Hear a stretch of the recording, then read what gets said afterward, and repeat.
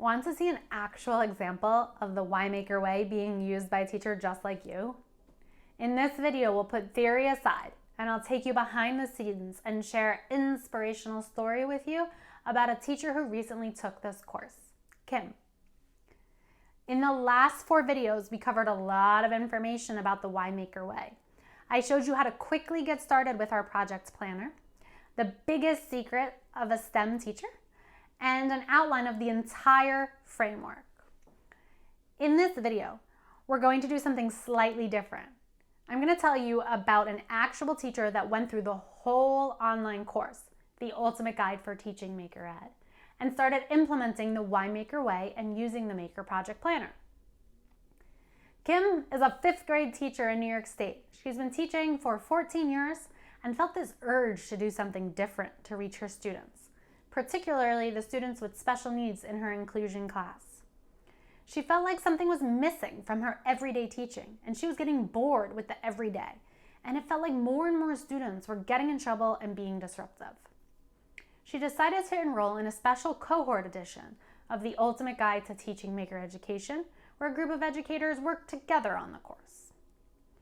Kim told me that when she learned how to connect Maker Ed projects to the real-world challenges, she knew her kind and curious and caring 5th graders would be hooked.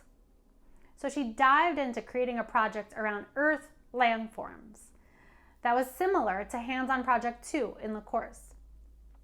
She had students design and build their own landforms based on information they read about a made-up continent. The students were hooked. It was a silly made-up content, but it was a serious application of knowledge that they needed to know.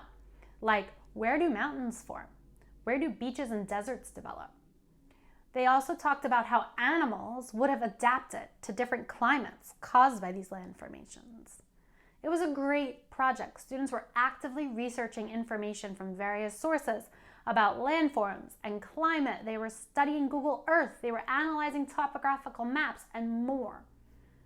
Then they planned and created model landforms to put on their continent. It took the class about 6 science periods to complete this project.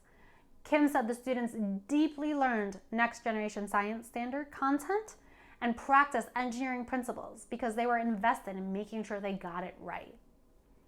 Kim followed the exact steps that I take teachers through in the Ultimate Guide to Teaching Maker Education. The exact course that Kim took is relaunching in a few days to get you ready for the new education system we're currently building.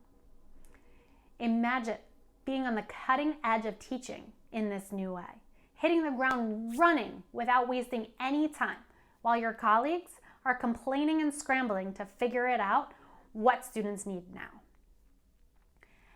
As much as I'd like to help every teacher, I can only accept a small number of new teachers right now while maintaining the level of support I know teachers deserve during these changing times.